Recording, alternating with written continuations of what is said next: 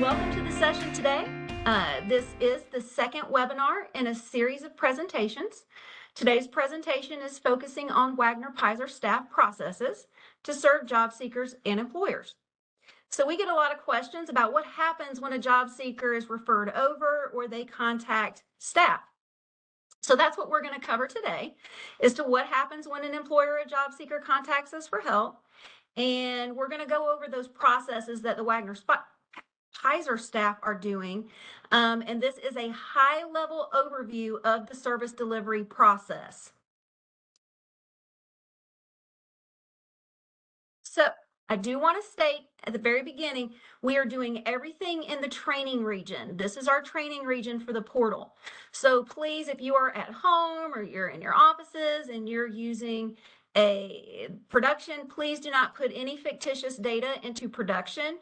That will affect reporting. Everything we do in these presentations is done through the training region. And we can send that out to you later if you want the exact URL. Some of the objectives for what we're going to cover, we're going to talk to you about how staff deliver services to job seekers, to include completing that Wagner-Peyser application, how we document those services, and creating case notes in the system. And then we're also going to talk about, on the employer side, the different types of employers that we serve, the account approval process, very high level, documenting employer services, creating case notes. And I do want to note that job fairs and events is a separate training that we will hold at a later date. So when a job seeker is referred to Wagner-Peyser, it might be the partner that's contacting us, or it may be the individual directly. Either way, we're able to be contacted in person, as staff are located in many of the Georgia Department of Labor offices, as well as the one-stops. They can contact us by phone. The phone number is on the screen. It's 404-982-7985. And then they can email us at workforce@worksourcega.org, or they can go directly to the portal and receive services directly online. So when a job seeker contacts us directly for services, or if we contact them back, then we're going to do a needs assessment. And that is done through this How May We Help You form, which is the initial assessment. So we find out what are all the services this person is interested in or needs. Then we need to get this person registered. We went over the registration in a previous training, but if the job seeker is not registered, staff will ask the job seeker if they need assistance in the initial registration and resume creation. Based on responses, either the job seeker completes the registration or the staff do. Either way, the job seeker must be registered to receive services. Now, we're not done at that point. As far as job seeker services, I do want to state that the specific services that we're funded to do is job search assistance, job referrals, placement assistance for job seekers, reemployment services for those who are drawing unemployment insurance. And then we also have a monitor advocate system. We have a state monitor advocate who is responsible for ensuring that migrant and seasonal farm workers are receiving services and as appropriate. And they also go out and talk about, they do outreach to migrant and seasonal farm workers, or monitor that process to ensure that MSFWs know their rights. So a lot of people don't realize we do that. Now, when it comes to the service delivery process, when staff are providing services, staff must complete what we call a Wagner-Peyser application. Only staff are able to do this part. And we're going to walk you through what this looks like in a minute in the training region. Please keep in mind that only state merit staff can complete the WP application, and only state merit staff should be administering and documenting Wagner-Peyser services in the portal. So if you're an administrator, you should not turn that Wagner-Peyser application piece on in the portal, because it's only Wagner-Peyser staff or state merit staff that should be entering those services. In a previous training, we talked about how the registration worked on the system itself, and that it wasn't just the full registration. Now, having an account will allow a job seeker to do many things. They can search for jobs, They can apply to a job if they have their background information completed or a resume. However, for reporting, they are simply what we call a reportable individual. They are self-service if they are doing all these things themselves and staff have not completed a Wagner-Peyser application. If we staff serve that customer, refer them on a job, attempt to enter services, the system is going to flag that account and say a Wagner-Peyser application must be completed. Now, why is this? Well, there are reporting items that we must collect from the individual to count them in reporting. Based on the services we provide, this will put them in what we call participation. Then USDOL is looking for services for performance outcomes on those services and those individuals we served, such as whether they went back to work and what were their earnings. That's just a few of the things that they're looking for in reporting. Now that you have a little bit of background information, we're going to go into the system and we're actually going to do a live demo. So I want to get into the portal. Now I've already signed in as staff, and this is what it looks like. This is the staff dashboard. And what you're going to see is we have all these widgets. And some of you who have access to the system, you may have some widgets on your dashboard as well. And you see all the different ones. We have the message center, the CRM, which is a separate training, labor market information. But what I want to point out here is here's the saved list. The system will save the last group of individuals that we've served. So we can always come here to search for a customer if this is a returning customer, but we can also go here to assist an individual. However, I want to make sure that I also point out you can also go here and do a quick assist search, and you can also go here to manage individuals. And here's my options. This is if I want to do a search for somebody who's already in the system. But right here, let's say the customer is not registered and they need assistance. I can create that registration for them as well as complete that WP application. So I'm actually going to go back to the dashboard because this is most of the time how staff go through it. And they're going to go to assist an individual right here. And they're going to come in and they're going to do their search based on the person's name. But you have other search criteria, such as a social security number, name, date of birth, etc. So you could put multiple searches in here to come back with a cleaner search if you get several returns. But I'm just going to put this name in and I'm going to do a search.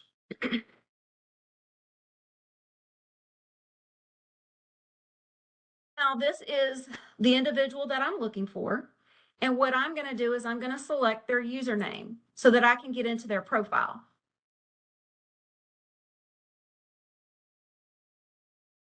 Now, last week, if you were in the previous training, you saw from the job seeker side, they had this set of links and they had this set of links. And this over here is the staff's links to getting into other services and what we can put into the system. And the one that I want to take you to is the programs link. Excuse me, can you enlarge your screen just a little bit? I got bad eyes. Sure. That good? Okay. And so now what I'm going to do is I'm going to scroll down. And I want you to see this WP application where it says registration only. So this means that the individual, they've only created a registration. So this tells the staff, you've got to do a Wagner-Peyser application. So what they're going to do is hit this pencil.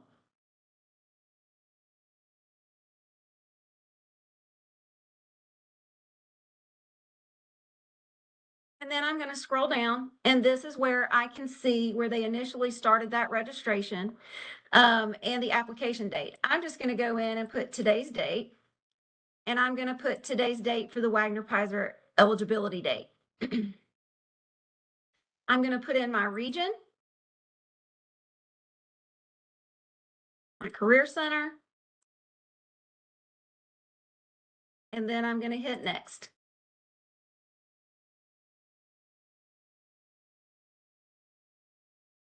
Ew. I don't know what's happening here. Oh, man. Let me see.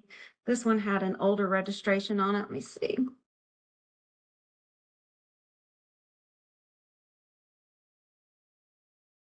There we go. Okay, so now I want to enter in or validate this information right here. So the first thing to validate is this social security number. All staff need to look at this and make sure. But if I want to edit the SSN, so let's say the customer says, no, that's not my social security number. We can go in and update it. Let's say the person says they don't want their social security number on here. I can assign a pseudo. And this is how the staff are going to assign that pseudo if the customer registers themselves and doesn't want that social on. And actually, staff are able to do the registration for the customer to bypass that social because we cannot require a social security number. Coming down, we look at the address. We validate all of this information with the customer. Then I'm going to hit next.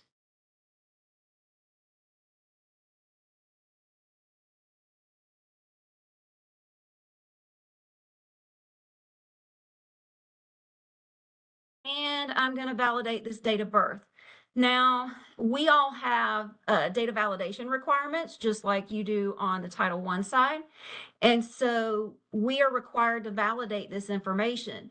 So we hit verify, and it gives us all the different documents that we're allowed to take. So let's say we accepted a driver's license. Now the staff are then going to upload that driver's license to the system, and I'm going to show you in a minute where that driver's license will be located. But I say all that so that you know when we do this validation and we get these documents, and then you're going in and putting in maybe a Title I application, you may not have to ask that job seeker for that document again because it may already be on file. You have access to the documents as well that are viewable. Now I'm going to come down and I'm going to hit next.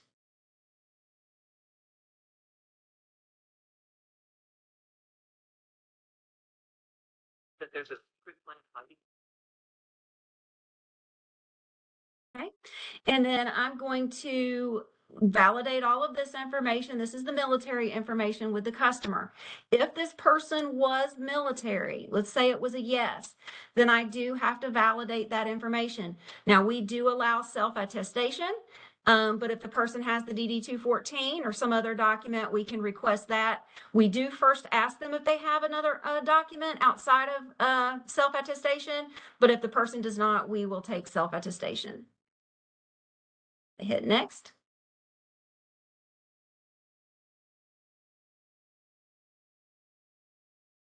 And then we're going to validate the information here. This says that they're employed, but I'm going to say, let's say they said, no, I'm not employed. I'm going to change that to not employed.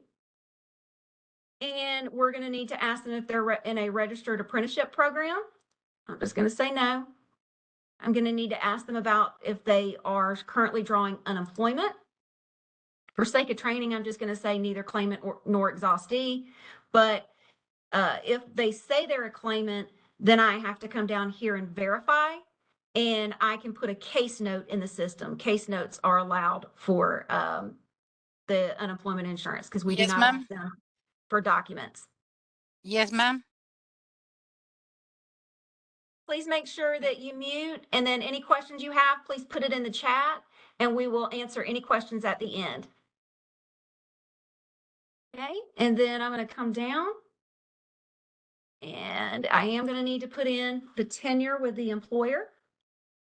And then let's say this person was attached to a rapid response event. Maybe we're out helping rapid response and we're doing a employer information session and maybe there's a transition center set up and we're helping these job seekers. Then I want to make sure that I put yes here, and then I'm going to find that rapid response event.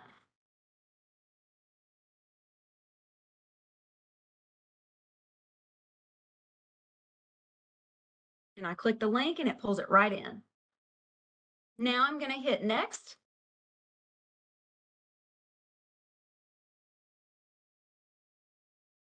And I do all this so that everyone kind of sees that process that all Wagner-Peyser staff are doing when a person comes in for services. We're going to validate that farm worker information because if it is a yes, there's other services that we're required to provide to that farm worker. For sake of training, I'm going to say no. I'm going to hit next.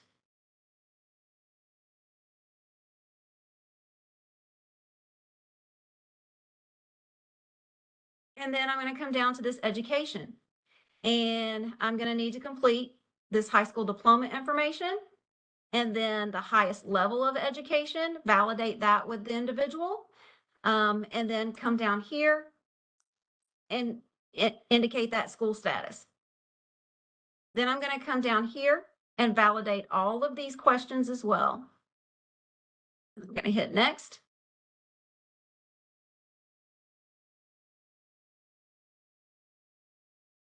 And then this is the public assistance page.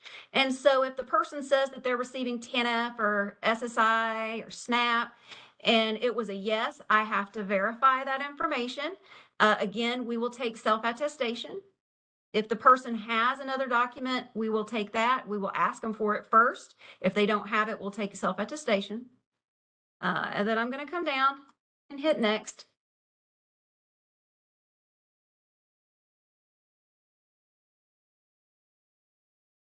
And then do these individuals that we're working with, do they have any barriers? Are they an English language learner, basic skills deficient? If that's a yes, again, I've got to verify.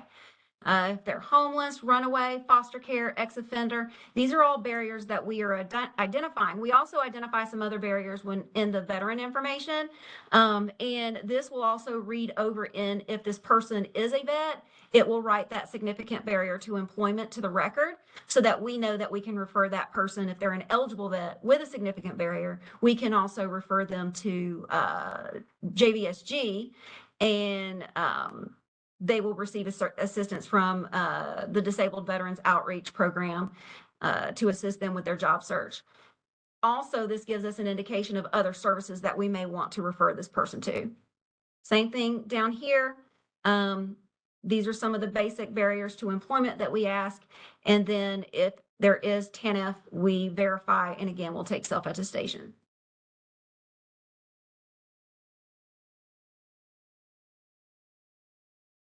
And if we have any special projects that we're working on, this will display here. Currently, we don't have any that we have loaded in the system, but we're able to tailor the system to any special projects that we want to attach to the job seeker. And I'm going to hit next.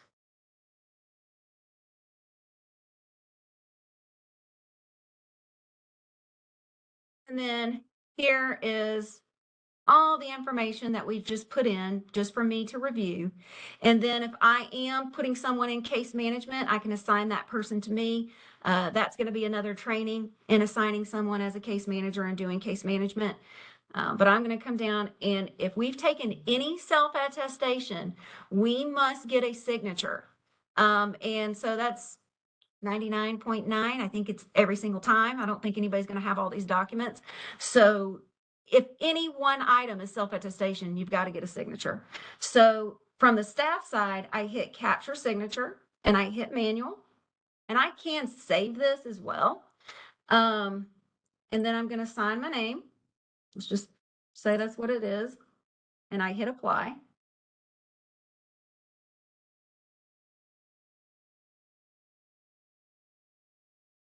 And it wrote my signature here. Now for the applicant, we're going to do the same. I'm going to hit capture signature. They may use our computers to sign off, or we can also message that person through text, through email, and they'll get a link. And once they click that link, it'll allow them to sign. But I'm just going to hit manual and apply. And that's the job seeker doing that. No staff should be putting in the applicant's signature. And because they can also see this from their side as well as a job seeker. They can see that signature in there. And then we're going to hit finish. And I'm going to select return to programs tab.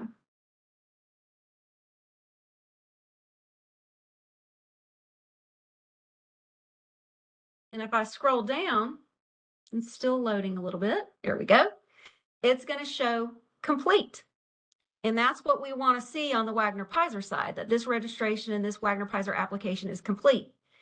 And so this has to be done before we can do any services with this job seeker. Now, the next thing that I have to do in order to document those services is I need to hit this plus sign, and I'm going to open up this information, and I have to assign a participation date.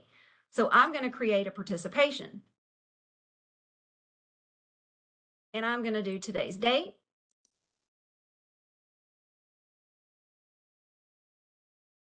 And then this brings me to all of my services. Now I've got Wagner-Peyser services assigned to me. So I can go in and select whatever services that I provided. Now we took the How May We Help You form and we did that initial assessment. So staff are documenting this as their first service. And that happened today. It was in person and it was completed. And then I need to put in, again, my region and my office. And then I'm going to hit save at the very bottom.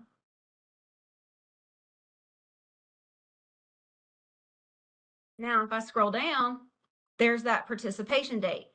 If I open up this activities section, you see the activities that have been written to the record. If I wanted to go in and add additional services, I can do them one by one, or I can create multiple services. And then if I do multiple services, I'm going to go in and select my region.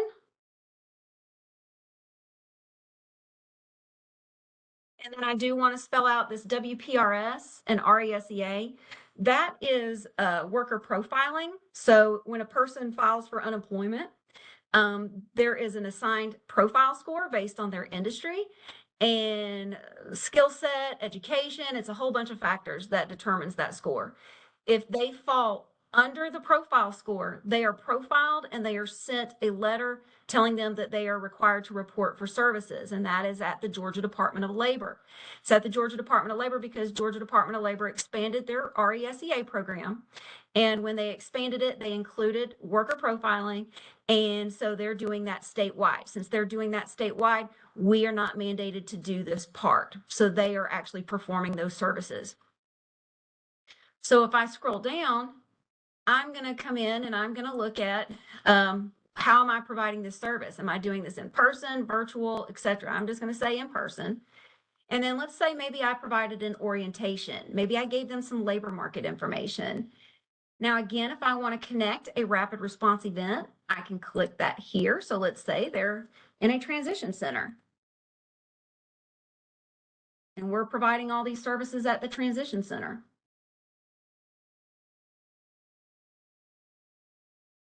And it's specific to that company, then I would put that in. And then if I scroll down, I'm going to hit save.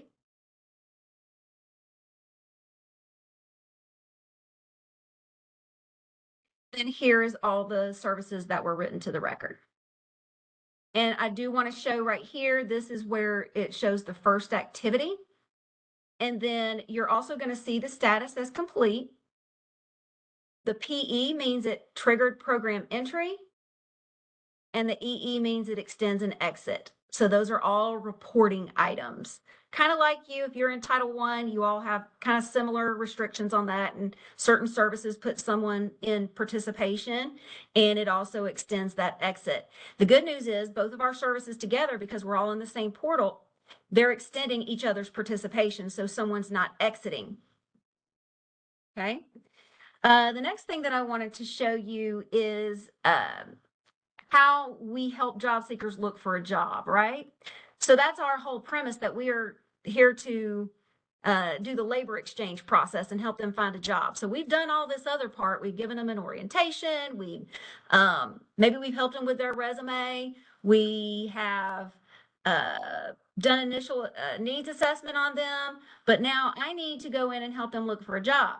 I can come here to the resume and do the search that way, but it's going to match them directly to the resume. If I wanted to do a more detailed search, then I'm going to want to go through this jobs link. The first thing, though, you do want to look at is that they do have a resume on file. Staff are instructed that they are to be looking here and make sure that we have a resume on file, because most employers are going to ask for a resume. So how are we really going to do labor exchange without that resume on file? But I want to come up to the job section because I do want to show you how we can do the search here. So if I go to jobs and I come down here, I'll see a button that says search for a job. I'm going to click on that. And then I can put in my specific criteria. So maybe I do want to say chef. This person was a chef. And I want to come down and I can put specific check boxes. So preferred employer is individuals who are currently posted directly on our system. These others that come in may be third party coming from another website that's been spidered in. So I'm going to hit search.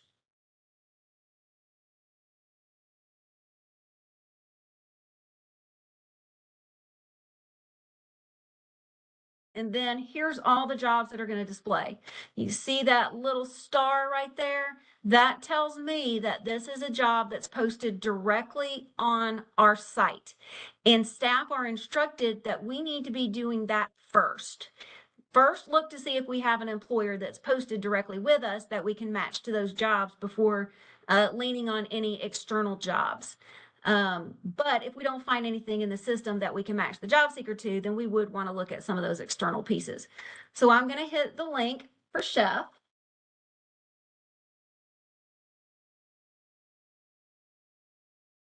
And this is what it looks like. Now for staff, they're going to come down, and I think the easiest is to click this how I match up.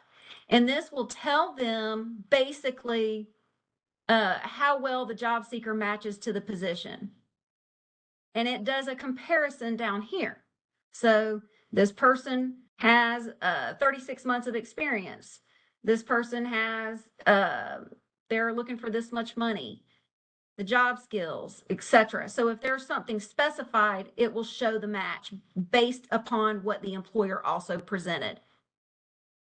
So I'm going to go back and return to previous page. So let's say I looked through all this and I said, yes, this person is a match. So I want to refer this person. We're not going to hit apply because that's the job seekers button. We're going to come down and we're going to select refer candidates to this job. And then right here is Josie Bell, who I was reviewing. So I'm going to select Josie Bell's. And now this is going to allow me to actually put the referral in. Thank you. Make sure you're muted. Coming down, here is the referrals. If I am not speaking to the customer, we're going to do a notification. But if I am speaking with the customer, then I'm going to do the referral. That means they are the employer, the job seeker, they're both showing as applicants on that job. So I'm going to go to referral with notification to both. And then I have the option to add additional notifications. It's automatically going to send it to their message center, but I'm also going to put email notification maybe. And then it's going to bring me down to any of the notifications that are going to be sent. So this is what goes to the employer and any employer follow-up. This is the information on the job seeker. I want to connect their resume right here. And then I'm going to come down and this is the notification that's sent to the job seeker and then any job seeker follow-up. It looks like this is defaulted right now to 15 days to follow up with that job seeker, but we can change that. So this is to tell us, hey, we want to make sure we follow up with this job seeker to see where they're at in this application process. And then I'm going to go down and I'm going to hit save. But before I do that, I want staff to realize right here under this evaluation, it's telling me that it's going to be created. But if this person did not have a Wagner-Peyser application, it's going to tell the staff it's not going to be created, which means the staff are then going to be required to call this job seeker if they want to refer them, get that Wagner-Peyser application in and a resume to to be able to refer them. So I'm going to hit save.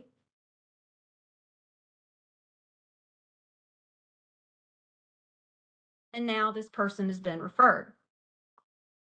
And if I want to go back to their account, I can go here. I can go back to jobs. And then you can see where I have input information here and referred them as well. Now, the next thing that I want to show you is case notes. I want to make sure I talk about case notes. So staff are required to enter a case note on every job seeker they serve because services do not tell you the full story. So if you're working with a job seeker and maybe you've put in some referrals, you've helped them with a resume, they're looking for ABC job, staff are to hit case notes and then add new case note, and then fill this page out and document it.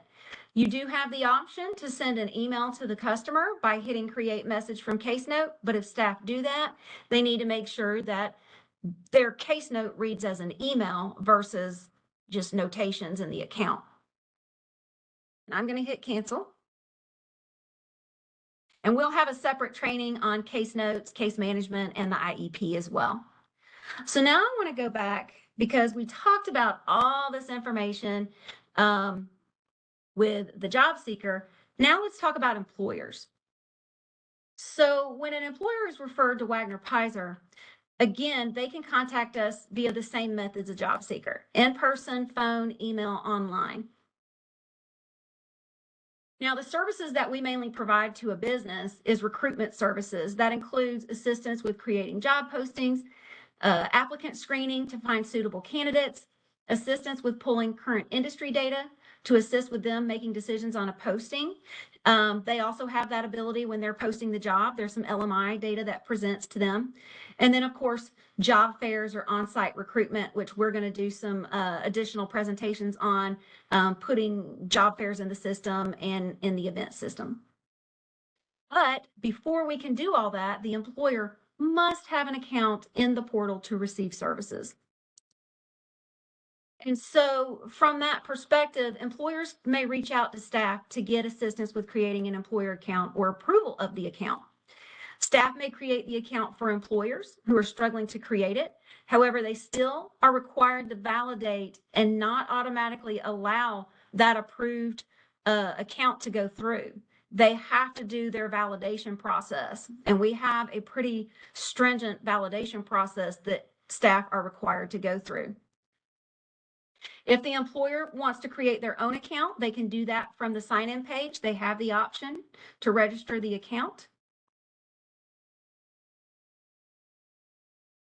Now, whenever an employer creates an account, whether it's staff or the employer, it has to be validated and approved.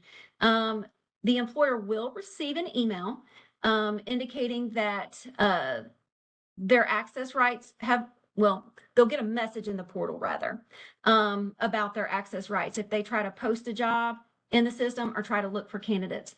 And so staff will conduct a thorough review of the account using a validation checklist that has been approved, that has been provided to them.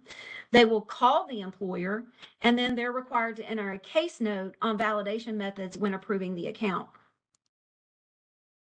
Now, as far as employer accounts and alerts, this is the first message an employer will get in their message center. So this tells them that the account has been created, we've received it, but there's still a second step that has to happen.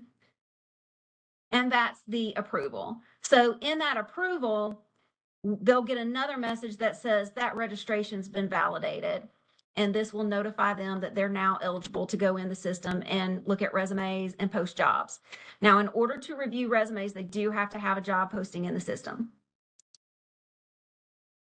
Now, as far as the different types of employers that we serve, I do want to make sure that I kind of talk about this because a lot of people don't realize all the different employers we serve.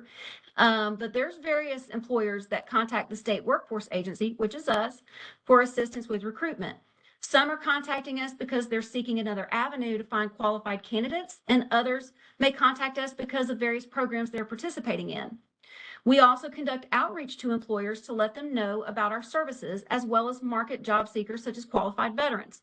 So some of the common employers that we serve are federal contractors, which I'm going to talk about in a minute, H-2A, H-2B, or PERM employers, that's foreign labor, third-party agents, and then we also have private employers, public government, new businesses, and businesses that are expanding. So just a little more about federal contractors, because a lot of people don't realize that we do this and that what the requirements are for some of these employers. Under the Vietnam Era Veterans Readjustment Assistance Act, a law was passed that prohibits federal contractors and subcontractors from discriminating in employment against protected veterans. And it requires those employers to take affirmative action to recruit, hire, promote, and retain these individuals. As such, under certain conditions, federal contractors are required to post their openings with the state workforce agency. We have a very large number of individuals that post with us who are in fact federal contractors. We also have what we call H-2A, H-2B, or PERM employers. H-2A is that agricultural employer. It's the temporary agricultural program that allows agricultural employers who anticipate a shortage of domestic workers. It allows them to bring non-immigrant foreign workers to the U.S. to perform agricultural labor. And it's always temporary or seasonal. H-2B is similar, but it's non-agriculture work for H-2B. And then you have PERM, which that allows an employer to hire a foreign worker to work permanently in the United States. So anyone attempting to bring in or hire foreign workers are required to post positions with the state workforce agency to test the labor market. If a U.S. worker is qualified, the employer must hire the U.S. worker. So you may be contacted and somebody might say, hey, I'm an H-2A employer, or I'm an H-2B. Foreign Labor Certification Unit in the Office of Workforce Development is who processes those orders. So we would want to refer them to Foreign Labor Certification. If it's PERM, that is the Wagner-Peyser staff. Because that PERM employer, they post that job themselves, and then we go in and approve it, but that job has to run for a period of 30 days. A lot of times it's usually attorneys that are posting. So for that, which brings us to third-party agents. Attorneys are often the third-party agent that are representing federal contractors or foreign labor employers. Other entities are used as well, and those are entities that are only posting positions for the employer. These are not to be mistaken as temp agencies, as a TPA is not the hiring authority, but rather just posting the job for the employer. So if you get calls and someone says that they're a third-party agent, you would want to refer those individuals to Wagner-Peyser because they're representing usually a federal contractor. We have some large ones like Circa or Local Job Network. Now I'm going to do a live demo in the training region from the employer side. So I'm going to come up to my dashboard.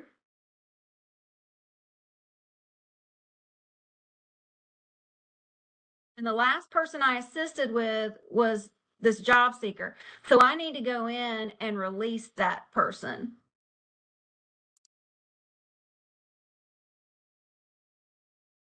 Okay, now I'm looking for the employer. Now on the employer side, we have the same options. I can assist an employer here. I can come over to the left-hand navigation. I can use Quick Assist, or I can go here to Manage Employers. Now, as far as Manage Employers, I can create an employer account for the employer. If they need help creating the account, we'll do it for them. And then I do want to point out this right here, employer access rights. This is the queue that staff are working daily to review any employer that has created an account on the system that is placed in an on-hold status because they have to be validated. The employer's job posting queue, I can get to the queue from here, but also I can also pull various job orders to be able to help an employer who's contacted us to help them with finding candidates, and I can filter through different postings in the system if I want to see what all's in there. But mainly staff use this. They go in, they find anything placed on hold, and then they go in and validate that job posting to ensure it's legitimate as well. Now I'm going to go back to the dashboard. And let's say I have an employer that's contacted us and I want to pull it up. I'm going to come down to the employer name.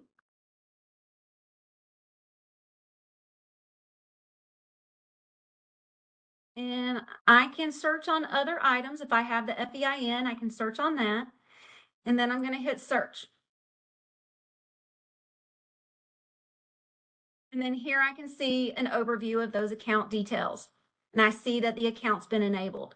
So I'm going to go here to their username.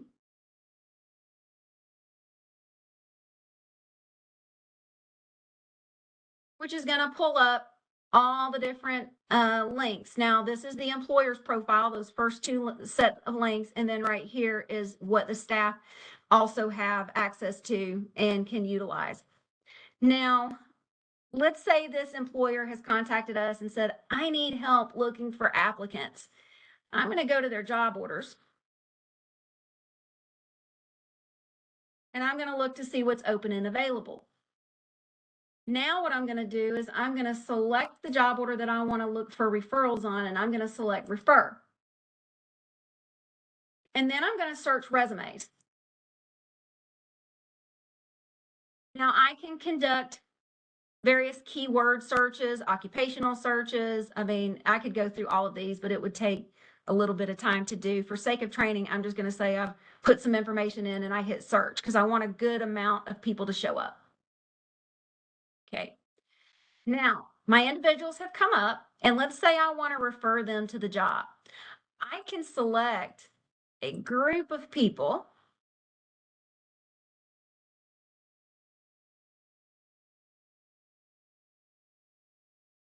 And I do want to say that before doing that, staff are required to click on these and actually review the information. So is the person qualified? How closely do they meet the requirements? I can click on each of these tabs and view their information and make sure that they're a match. I can view their resume, their qualifications, etc. And then I'm going to hit refer. I'm going to choose my region and my office. And then I'm going to come down, and again, the only time I'm going to hit refer is if I have spoken with these individuals. If I have not spoken with them, then I'm going to just do a notification. But let's say I did speak to the individuals. I'm going to do a referral with notification to both. And now it's giving me an alert. Hey, wait a minute, you might want to look at some of these referrals before you follow through with that. So I'm going to hit OK. And then I'm going to come down. I can select however method I want to contact the employer. I'm going to come down. This is again the messages that are being received to those employers. And here's all the individuals that I had selected. If I scroll down further, here's where it's telling me, hey, I can't make any of these because they don't have a Wagner-Peyser application on file. So staff would have to go in and contact every single one of these individuals that they're interested in referring to that job, put that Wagner-Peyser application on in order for them to refer them to this job order. The only one that's going to get that referral is right here. So if I hit save,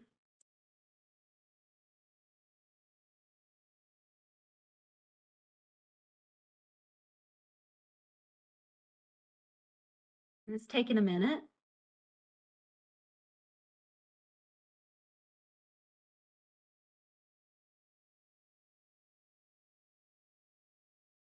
Okay. And it's given me this evaluation. So only one record was actually referred, and then I have the print option to print the referral.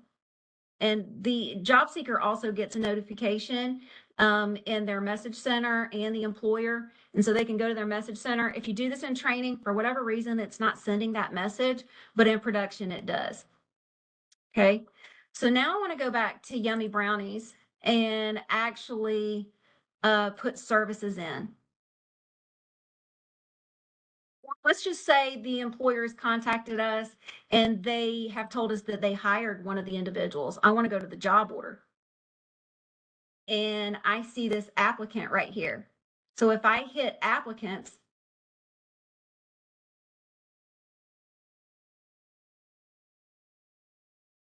here's all the applicants. So let's say they called me about Alicia. So I'm going to select that person and I'm going to go down to status. And then we have the option to indicate where in the recruitment stage they are. And if they've been hired, I can indicate it in the date that they've been hired. And so we definitely want to capture that information from the Wagner-Peyser side, because this file does and will write over to unemployment insurance to let them know that a person has also been employed. And that helps us with tracking all the good placements that we've made on the accounts. So I'm going to hit cancel. And then I want to go back up to Yummy Brownies and I want to go and enter services. One of the things that we want to do is make sure that we're putting services on any employer that we serve. We actually document services and it is reported on an annual basis. And so I can go in and I can hit add service. And I can select those activities. Now I can do them one by one, just like we did with the job seeker, or I can go in and I can do multiple services. I'm going to go back to this one because I want to show you the multiple services as well. Because that's where most people are going to go. And here's the multiple services option. And you can also connect that rapid response event if you're providing these services at an event that's connected to rapid response. I want to go back here as well. And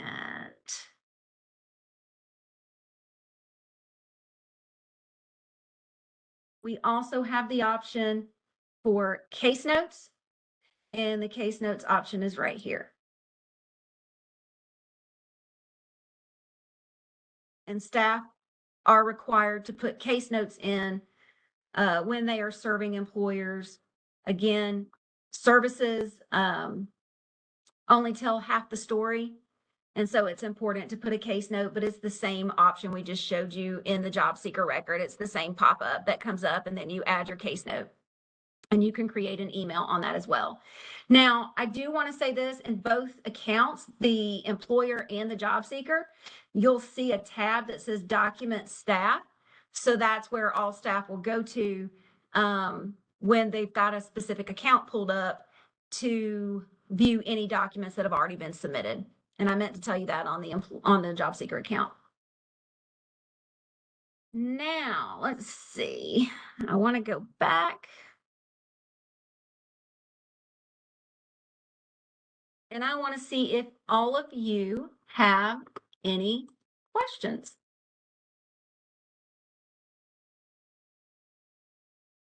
Have we had any in the chat? We did have quite a few in the chat, Wanda. I could probably go up and go over them again. I kind of responded to most of them. There was one from someone asking about the employer validation process and what that looks like for the employer. I don't want to go into details on that in a recording because this is going to be published. And so any recording that I make in publication, I don't want anyone to have access to it outside of the staff that are actually doing that validation. Sherry did ask about perm employers. Are they provided with, or do they have to provide a work visa? But you didn't start, you had just started talking about perm. So I'm hoping what you said was able to answer her question. Well, provide any visa. The employer, generally it's an attorney, but they come in the system and they will create their account. They'll post the job order and it is posted for a period of 30 days. USCIS requires it to be posted for a period of 30 days before they will allow a foreign worker to come in, because we have to test that labor market. But all Wagner-Peyser staff are required to review and approve those job orders that are perm. Anything that is H-2A or H-2B, staff are not to touch those records. Kalisha asked, will GDOL be linking with WorkSource Georgia soon? They now have a spot with WorkSource Georgia status on the UI or my UI portal. We are almost close to that file exchange. They have some things in production, so we'll be getting a file and they'll be getting a file. Okay, and let me see. Dorma is asking, when should we expect the recordings to be sent out to us after the training? So what I'm doing is I'm working on a page that is similar to where some of the Title I trainings are, and I'm getting Andrea to help us get those posted.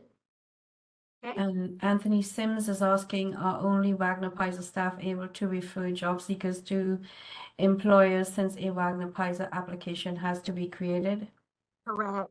So Wagner-Peyser staff are the ones that are funded to do the labor exchange, and USDOL sent out a Teagle recently, and in that Teagle they indicated that the persons doing referrals must be, or any Wagner-Peyser service rather, must be done by state merit staff. Now there might be some state merit staff that may be on part of the Title I side from the state office that may be able to do it, but the local areas would not be able to do those referrals. Okay, and Anthony Sims actually is the one who asked about the employer validation process, and I suggested he reach out to policy like we did before, but I don't know if you wanted to say anything more. No, let's not focus anymore on that employer validation. Okay. Any questions you have on employer validation, at least specifically from Title III, please send those to policy. Okay. Any other questions? Is it okay to answer a question, or do I just need to put it in the chat? Sure, you can answer a question. Okay, great. This is Latanya. How you doing, Rhonda and Vina? Thank How are you for you? this. Hi. This is great, really good. So I wanted to make sure I was clear on the referral, since we have a piece of it, career services that we do direct when they're with Title I and they come to us. We do career services, and if they need, if we have because we have our own employers, of course, it's all of us, the entire system employers. But should we match someone with an employer, but we want to ensure that Wagner-Peyser also gets the credit, how can we set that up in the system? Should we reach out to your staff, or how would you monitor that? I guess that would be my question.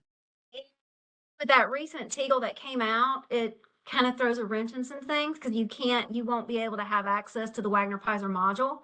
And so with that being said, I don't know what you have on your side. I would have to go in and look at what you're able to do under your module.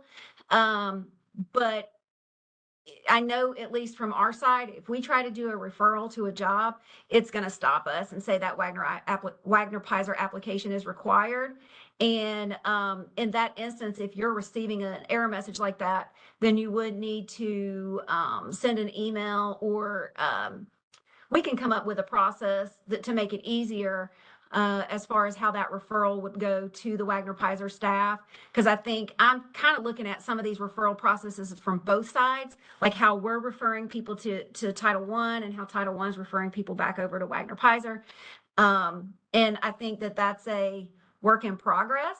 But if we need to put in a specific process to make it smoother for the job seeker that you're working with, we can definitely get with JJ and the local offices and make sure we've got something set. Great, no worries. And I have an idea, but of course we want to test it out. So I'll get with you offline to see if it works. Just an idea. Again, and the only reason I'm saying this is offline is because we're probably the only one that's using Eligibility Explorer, and I think there's a way that we could share and see. And of course, we wouldn't do it as state merit staff. Your team would. I just want to make sure if we have any success that we share it amongst each other. Because and speaking of that, how long can we count a participant, or can Wagner-Peyser count a participant as being a success? How long, like if we put them, if it's 8 months out, we do short-term training with them, for a year. How, when do you stop for counting that have to person have as a participant? When do they go? I'm You have to sorry. have a qualifying service to extend that participation. And if that service does not extend the participation, they're going to exit. They will exit if they don't get a specific service within 90 days. So on the 91st day, if no qualifying service that extends participations is entered, they will exit. And then they go into reporting. Okay, thank you. Uh-huh. The good news is both of our services now extend participations because we had that problem before at GDOL, and we weren't getting services that y'all were entering because it didn't write over, and so our people were exiting, but they were in training, and it was a negative on our side because it didn't show any earnings or that they were returned to work, and if we were in the same system, it would have continued to extend it out. Great. I think that will help both of us then. Thanks. Uh-huh. Any other questions? Yes, I have a question. This is Mary. Hey, Rhonda. Hey, Bina. Hey. So oftentimes I'll accept Wagner-Peyser applications on the phone through the customer service line when individuals call in, and I go through the process, asking them the questions, but then I, forewarn them that I'm going to send them a request for signature through whatever method that they've chosen. Usually it's email, and they don't send it back. So we can't. Is that true? I mean, I can't put them in participation to say send back that signature. Is that correct? Participation. The only hiccup is that when we're reviewed for data validation, we'll just get kind of marked off for it, so to speak. And so, if we said 99% of our Wagner-Peyser applications did not have a signature, it would be an issue. Ones and twosies here and there, I don't think it's going to be, we can only do what we can do, especially in a remote process. And if we are sending them that, we can show that we've sent it, but that the individual is not responding back, which is fine. But as long as you show that you've sent it and requested it. Okay, that's fine by me because I'm for some reason I'm talk to them and they don't. Oftentimes I don't get a response back. I don't get a signature back. But when I do, it shows up in my notifications in the message center to let me know that they have signed it, and I can go in and complete the process. My signing it, and then putting in participation, and then calling them perhaps and referring some. Well, talking to them about jobs. I know how to do the referral process now. I didn't before, but thank you. And one thing I do want to say that if the person is requesting additional services and they do want that job search assistance, then we need to get them to sign that application. So if they come back, sometimes it's a 1-day service, with Wagner-Peyser, and sometimes they come back. So it really depends on that customer. Okay, thanks. Uh-huh. Any other questions? Okay, well, if you think of anything, feel free to reach out. Our email address is on the screen. And like I said, we will be uploading this recording at a later date, hopefully by next week, but I've got to get with staff who do that, and we'll see about that. And if you need it beforehand, we can email it you a link off a Dropbox or something. But uh-huh.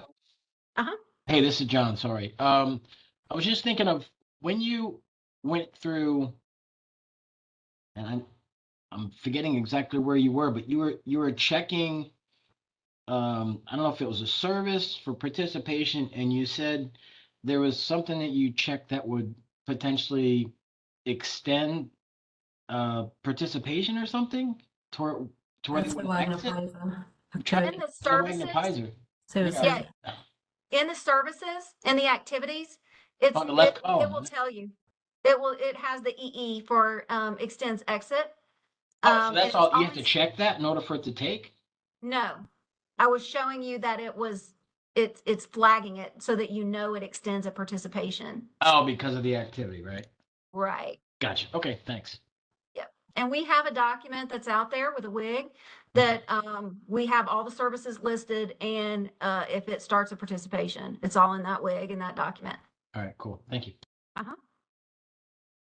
Any other questions? Okay. Well, happy Thursday. Enjoy the rest of your week, and see some of you next week for the next webinar.